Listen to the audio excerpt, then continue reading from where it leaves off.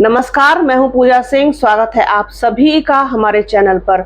दोस्तों, जैसा कि आप लोग थंबनेल देख करके थोड़ा सा इस चीज का अंदाजा लगा चुके होंगे कि मैं किस बारे में बात करने जा रही हूं और मैंने इस तरीके का थंबनेल अचानक से क्यों लगाया है कि एक बार बहन जी को प्रधानमंत्री बनते देखना चाहते हैं। कौन लोग हैं वो जो प्रधानमंत्री बनते हुए देखना चाहते हैं? बसपा सुप्रीमो मायावती को। जी हाँ, आज इस बारे में आप लोगों के साथ एक छोटी सी चर्चा करूंगी। बहुत ही इंटरेस्टिंग वाकया है जो हुआ है घोसी लोकसभा में। घोसी में बसपा पिछली बार विजेता रही थी और इस बार भी वहां से वो बहुत मजबूती के साथ चुनाव लड़ रही है। वहां की जनता ने खास तौर पर जो दलित समुदाय है, जो दलित मतदाता है, उसने एक बहुत ही इंटरेस्टिंग बात कही है। और केवल एक व्यक्ति ने नहीं, कई व्यक्तियों के समूह ने, कई लोगों ने इस चीज को बोला कि हम अपनी जिंदगी में एक बार बसपा सुप्रीमो मायावती को प्रधानमंत्री बनते हुए देखना चाहते हैं और हम पूरी तरीके से समर्पित वोटर हैं बसपा के। हम कभी भी कहीं भी नहीं जा सकते, हम मरते मर जाएंगे, लेकिन वोट सिर्फ और सिर्फ बसपा को देंगे, वोट सिर्फ हाथी को देंगे, वोट सिर्फ मायावती को देंगे, वोट सिर्फ बहन जी को देंगे। ये अलग अलग संबोधन उन लोगों ने जरूर किए हैं। किसी ने हाथी बोला, किसी ने बसपा बोला, किसी ने मायावती बोला, किसी ने बहन जी बोला। तो ये अलग अलग संबोधन जरूर थे, लेकिन नियत और मकसद एक था। लोग तरह तरह की बातें कर रहे हैं इस वक्त की दलित वोट बैंक शिफ्ट हो गया है, जैसे कि वो 2019 में भाजपा के साथ चला गया था, इस बार वो गठबंधन की तरफ शिफ्ट हो रहा है। तो उन लोगों का इस सवाल के जवाब में जो कहना था वो बड़ा दिलचस्प है। उन लोगों का साफ तौर पर कहना था, देखो भाई, हम हारे चाहे जीते, चाहे कितनी भी सीट आए ना आए, चाहे चुनाव लोकसभा का हो चाहे चुनाव विधानसभा का हो, हम हाथी के वोटर थे, बसपा के वोटर थे, हैं और रहेंगे। हमारा वोट किसी और को कभी नहीं जाता, क्योंकि जो कुछ भी हमारे लिए मायावती ने किया है वो किसी और ने नहीं किया। आज हमारे गांव में, क्योंकि वहां जहां ये इतने सारे लोग ये बोल रहे थे इस चीज को, वो घोसी का एक बड़ा गांव है सहरोज। वहां पर ये पूरे जो लोग थे ये बोलते और कहते हुए सुनाई दिए। उनका कहना है कि जब से ये सरकार आई है, उससे पहले उत्तर प्रदेश में अखिलेश की सरकार थी, उसके बाद जिस तरीके से हालात बदले हैं और बसपा सुप्रीमो मायावती की सरकार रिपीट नहीं हुई है, तब से हमारे गांव के नौजवानों के, हमारे लड़कों के, जो हमारे पढ़े लिखे लड़के हैं, उनके हालात बहुत खराब हो गए, क्योंकि पढ़ लिख करके भी वो घर में खाली बैठे हैं, उनके पास नौकरी नहीं है, काम धंधा नहीं है। पढ़ा लिखा व्यक्ति मजदूरी थोड़े से संकोच के साथ कर पाएगा। मजदूरी कैसे कर लेगा? जिस इंसान ने किताब उठाई हो, जिस इंसान ने लिखना पढ़ना सीखा है, जिस इंसान ने ग्रेजुएट की डिग्री ली है, जिस इंसान ने पोस्ट ग्रेजुएशन किया हो, वो मजदूरी कैसे कर लेगा? कॉपी किताब कलम उठाने वाले हाथ तसला, बालू, मोरंग, गिट्टी, ये सब कैसे उठाएंगे?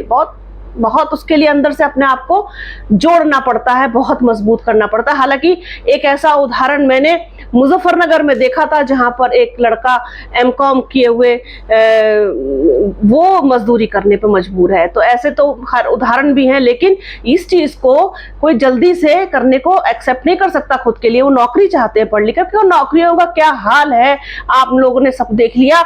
नौकरियां ही तो सबसे बड़ा मुद्दा है, रोजगार ही तो सबसे बड़ा मुद्दा है, और वो चीज पूरे गायब हो चुकी। तो इस चीज की बड़ी चर्चा थी। और जब 5 किलो राशन की बात की गई, तो उनका साफ तौर पर कहना था कि हमको 5 किलो राशन नहीं चाहिए, 5 किलो राशन में कुछ नहीं होता, हमारा लड़का नौकरी पाएगा तो हम 50 किलो राशन खरीद सकते हैं। इस तरीके की बातें वहां के लोगों ने कही और एक युवक ने तो बहुत मजेदार पूरी तरीके से धो के रख दिया भारतीय जनता पार्टी को और प्रधानमंत्री नरेंद्र मोदी को।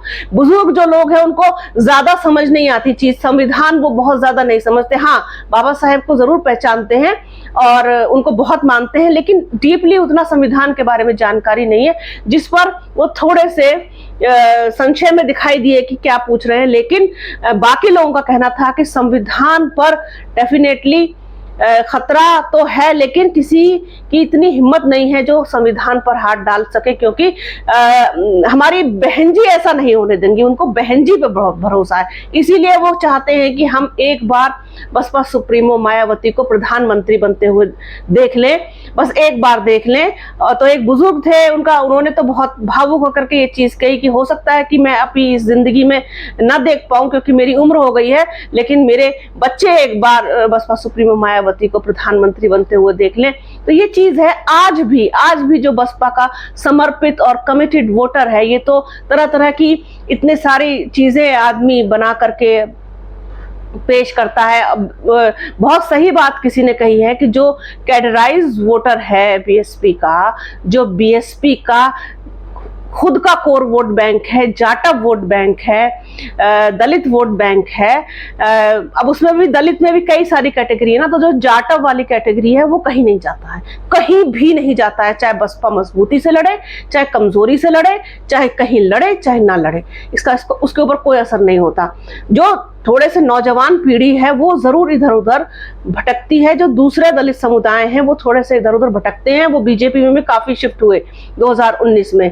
अब उन्होंने कितनी वापसी की है या नहीं की है वो तो खैर अब नतीजों के बाद पता चलेगा, लेकिन बसपा का वोटर कहीं किसी को नहीं जाता, वो बसपा पर ही रहता है और बसपा सुप्रीमो मायावती ही उसके लिए सब कुछ है।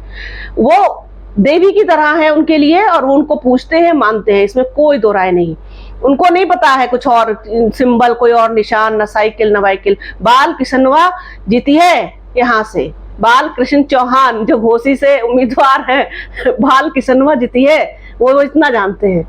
और हम मौका जिताई, ये मैं उस लैंग्वेज में थोड़ा सा बोलने का प्रयास कर रही हूँ, कोई त्रुटि हुई हो तो प्लीज माफ कीजिएगा, क्योंकि उतना अच्छे से मुझे बोलना नहीं आता। मैं उनकी तरह आपको, क्योंकि उनमें भावना छुपी है, जो भावना है, जो समर्पण है, जो समर्पित वोटर है बसपा का, वो किस तरीके से अपने उद्गार व्यक्त करता है जब कोई उनसे बात करता है। और आप ये देखिए, इतने ज्यादा वो लोग उत्साहित भी हैं और बहुत ज्यादा इस चीज का इंतजार है कि अब कल जो है उनको वोट डालने का मौका मिलेगा और एक बार फिर से घोसी की सीट बीएसपी के खाते में जाएगी, ऐसी उन्हें पूरी उम्मीद है। तो ये एक चीज थी, छोटी सी बात थी, छोटा सा विषय था, छोटी सी चर्चा थी कि एक बार बसपा सुप्रीमो मायावती को प्रधानमंत्री बनते हुए देखना चाहते हैं। उनके समर्थक, उनके चाहने वाले, उनको प्यार करने वाले, उनको रेस्पेक्ट करने वाले, कहने को कोई कुछ भी कहे, कोई हमें भी बहुत कुछ कहते हैं कि बसपा से का ही सपोर्टेड वोट ये चैनल है और बसपा के ही ये हैं और ये हैं,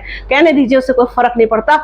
विचारधारा की बात होती है, विचारधारा इंसान की कभी नहीं बदल सकती। जो बहुजनों की बात करेगा वो सबकी नजरों में रहेगा और बहुजन की बात करना बहुत जरूरी है। बहुजन की बात नहीं करेंगे तो आप फिर सब कुछ बेकार है। तो ये चीज थी। साथ ही साथ ये भी मुझसे पूछा गया, जब आप चलते चलते एक इंटरेस्टिंग बात और बता दूं कि अगर मान लीजिए बसपा सुप्रीमो मायावती प्रधानमंत्री इस बार नहीं बन पाती हैं तो क्या चाहते हैं आप, तो फिर कौन बने? तो उन्होंने कहा चाहे कोई बने पर मोदी ना बने, चाहे राहुल गांधी बने, चाहे कोई बने इस बात, लेकिन बस मोदी नहीं बनना चाहिए। तो मोदी का इतना घोर विरोध है, आप ये देखिए। तो ये वोट बैंक बसपा भाजपा में कैसे जा सकता है, आप बताइए। एक बड़ा सवाल है जो मैं यहाँ छोड़ करके जा रही हूँ, आप सबके सामने कमेंट बॉक्स में जरूर बताइएगा।